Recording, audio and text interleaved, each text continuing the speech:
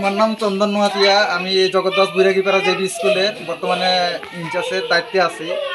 স্কুলটার এই কন্ডিশন যে আমরা তরফ থেকে অনেকবারই আমরা আইএস মোহনবুক টিটিএডিসি ইনফর্ম করা হয়েছে।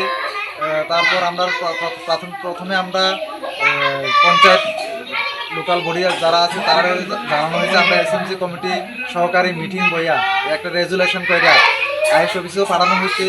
আইএস স্যারে কইছে আমারে পিও অফিসে অলরেডি জানানো হয়েছে, কিন্তু পি থেকে কোনো রেসপন্স আইতে আসে না, ফান নাই।